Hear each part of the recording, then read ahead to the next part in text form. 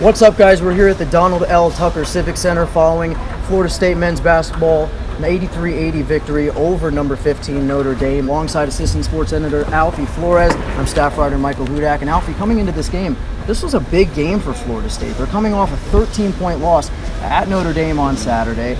But before they could pull off a big win against Notre Dame and eventually hand them their first ACC loss this season and move into a first-place tie with them in the ACC, they had to improve a couple things. They shot 12 from 26 from the free throw line Saturday against UNC. That had to be fixed in this game in order to pull off the win at home.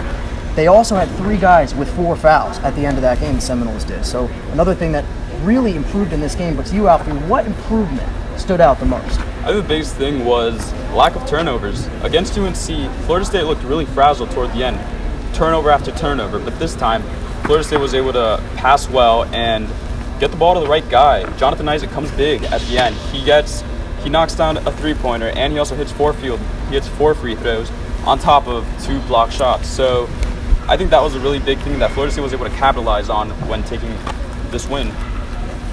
It was a sloppy first half for both teams. 24 combined turnovers. Florida State really just didn't look very sharp passing the basketball. Brian Ngolo-Rodas, a key member of that second unit for Florida State, he goes down with an ankle injury in that first half, and that seemed to kind of disrupt some chemistry, along with some turnovers like I mentioned. You mentioned Jonathan Isaac's performance. He had a double-double against UNC on the road. He was the Seminoles' leading scorer in that game. He comes home, 23 points. He's got 10 rebounds. He's got 7 blocks, including a tremendous block at the end of the game right here on the court. He was perfect from beyond the arc. He was perfect from the free throw line. He iced 2 big free throw opportunities, was 4 for 4 in the final minute. We've really seen this guy. He's 18. He's a true freshman. He has really come along. What stood out to you tonight the most from his performance? It's his maturity. He's finally fitting into that role of that big-time player that everyone was expecting from him. And he's stepping up when it matters. Like I said, toward the end of the game, typically the Seminoles rely on Dwayne Bacon, but he fouled out, so they turned to Jonathan Isaac, and rest assured, he was able to come away with those clutch moments. Couple big points from this game. Bonzi Colson, Notre Dame's leading scorer, he's averaging 15.8 points per game and just over 10 rebounds. No one else on Notre Dame's roster was averaging over 5 rebounds. He has 6 rebounds in this game. No one else has over 4.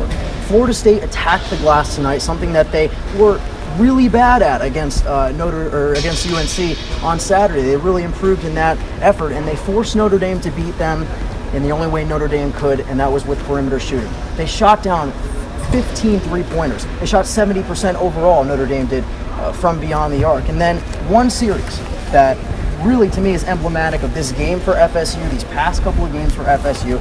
First half, Terrence Mann has a bad pass right here on this end of the court. It's intercepted. Notre Dame misses a layup on the other end.